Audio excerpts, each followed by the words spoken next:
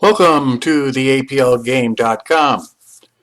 We're going to be walking through the basics of using the APLGame.com website, which is a light introduction to the APL language, which has been around for about 50 years, but it's very powerful, and this is a very, very light introduction to some of the concepts that we know as APL.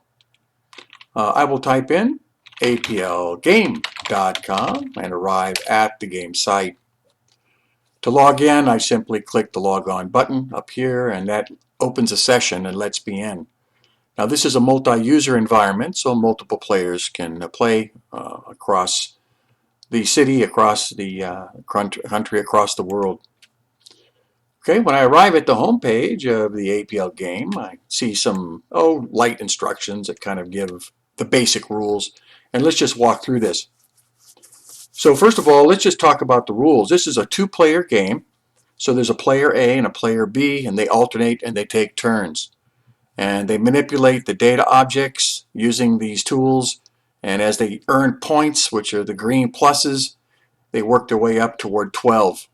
And the opponent may decide to generate some negative points, which is red, and can throw that onto the opponent, and that'll drive their points back down. So green is a +1 point, and a red is a -1 point, and the players can decide who to hit with what scores. Okay, first 1 to 12 wins the game, and it's a pretty fast game. It takes about 5 or 10 minutes a game.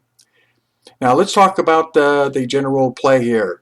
Players construct APL functions up here, the function area, using the action values, the action cards and the value card. So action are these data manipulators. These are the tools that come standard with the APL language, and there's many of them. These are just a few to have fun with for our game. And of course a value, which is how many we can take, we can drop, how many. 2 take of the data, 2 drop of the data. We can rotate 3 around to the front, the back, and that's what these are for. So you construct a function by pairing off one value and one action. So here in this example, we have 2 take of our data array. 2 take is the first 2. 2 take of 1, 2, 3, 4, 5 objects in our data. 2 take would be these 2. And that then comes down as the result of the first part. Then the second part says 1 drop.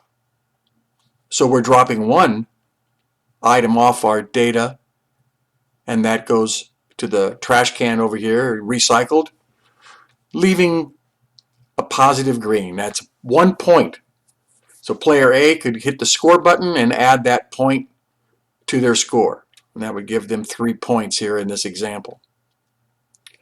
So the action is pretty straightforward. Players will drag the various cards up to the function area. They'll construct their function.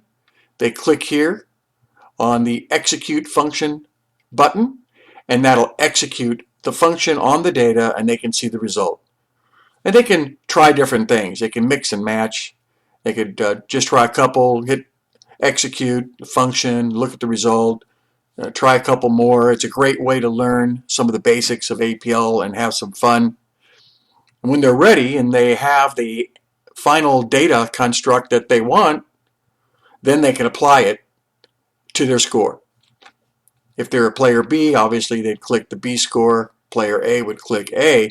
But if the player has developed a negative set of numbers for negative values, then player A might place that on player B's score. That would reduce player B's point count. So it's a fast-moving game. You're manipulating data. You're scoring.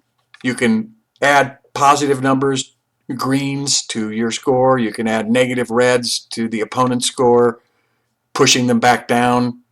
And the first one that hits 12 wins the game. Okay, so I think we have a good understanding. Let's go ahead and drop in. Now here we have several rooms to choose from. These are all multi-user rooms, 2 players per room, and there's no charge. This is a free service. Brought to you by aplcloud.com with APL hosting and servers and web hosting and web services. Okay, I'm going to go to room 6 just to pick one number. This down here is room 6. We'll drop in. Now there is the APL game. Now I'm going to go ahead and hit the new game button. That's down here at the bottom. And this resets the scorecards, the scoreboards for the players, and randomly chooses another hand. And also will choose the next player up. In this case, let's hit the new game again. We'll start with player A. Okay, player A. Player A is right here. Player A is trying to get some score points and move up to win at 12. Player B is also trying to get some points, move up, and hit the 12 mark to win the game. And of course, if someone is stumped, they can hit the next hand and it'll just go to the next player. All right, so here we go. I'm trying to earn some points. I am player A. I see the pattern of data, and I'm trying to find a way of digging out some green points. Well, let's see. I can do a one pick, and I can pick the first item right out of this list. So this is like an index. I'll hit the execute, and there's my point. And that's pretty good. But hold it. I might do a 3-row. Now that'll reshape this one item. One pick and then a 3-row. So I have a 3-row of one pick of the data. That, when I execute it, will give me 3 positive points. One pick chooses an index indexed out of the data list, and the 3-row will reshape or repeat that pattern. I got 3. I'm taking it. I click add to points. So player A now has 3 points. It's player B's turn. Now let's see. What can player B do to get some points? Let's see. Well, I have a 2 pick, so I can pick out the second item, which is red. And then I have a 2-row or a reshape of a 2 pick. Now that's going to give me 2 red marks. That's -1 and -1, and I'm going to go ahead, and even though I'm player B, I'm going to hit player A with that -2. And player A now lost a couple points. It's player A's turn. And he could do a 3-row of a 2. He can't do a take. He can't do a take. Let's see. What could he do? Let's take this back down. Let's not get ahead of ourselves. We can manipulate this until we're happy with it. What's a rotate? Let me try a 2 rotate, and these 2 in the front will go to the back. That's pretty good. What's 3 drop? Well, 3 drop will drop off the first 3. Now I've got my 2, and that's pretty good. So I'll take that. I'll go ahead and apply that. I'm player A. So I'm going to take those points. Player B. Well, let's see. I've got, I guess I could rotate these 2 out in the front and get them in the back. Well, that gives me a nice setup.